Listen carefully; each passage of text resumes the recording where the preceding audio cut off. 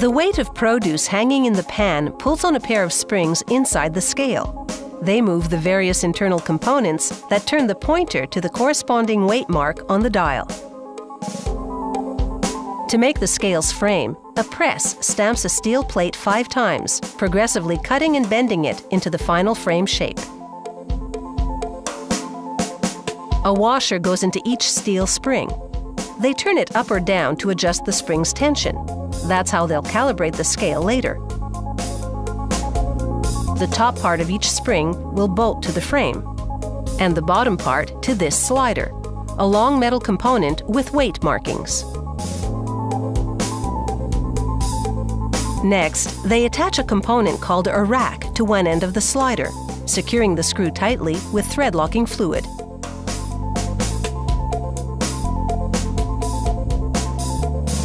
The rack's teeth will mesh with this pinion gear and turn it. They install one end of the pinion into the frame. Then they screw on a metal bridge to support the other end.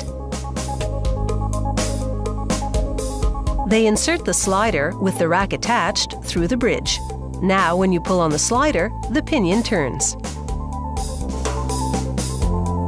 Next, they attach the springs to the frame and slider.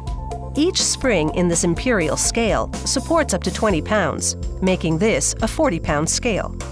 When weight pulls on the springs, they move the rack, which turns the pinion, which rotates the scale's pointer. A press stamps out the dial face from a steel plate. After painting it white, they print on the markings with a silkscreen press.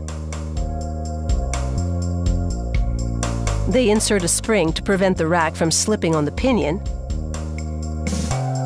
Then they put the face over the bridge so that the pinion protrudes through a hole in the middle. A guide helps them align the face so that the zero will be in the right spot. Then they tighten 2 screws to attach the face. A press stamps the pointer from a thin sheet of aluminum. Using a special tool, they twist the end, forming a thin tip that won't obscure the fine line to which the pointer's pointing.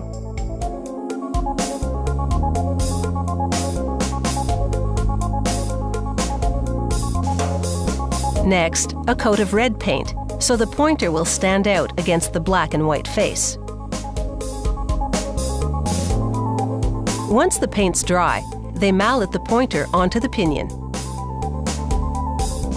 Now they hang the pan on the scale and turn a little screw in the slider to adjust the pointer to 0. This ensures the scale will weigh just the produce rather than the produce and the pan. Now they calibrate the scale. To do this, they load it with weights to full capacity, which is 40 pounds for this scale.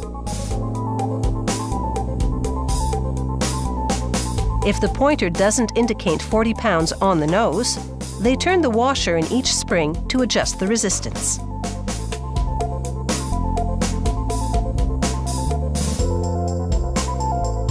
Then they adjust the pointer back to 0 again.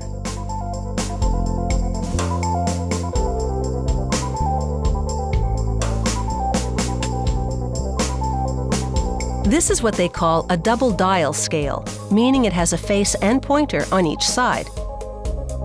They install the second dial on the opposite end of the pinion so that the 2 pointers move in unison. They close up the space between the 2 dials with a strip of white plastic. This sash ring, as it's called, has grooves for the dials and for the transparent plastic cover that goes over them.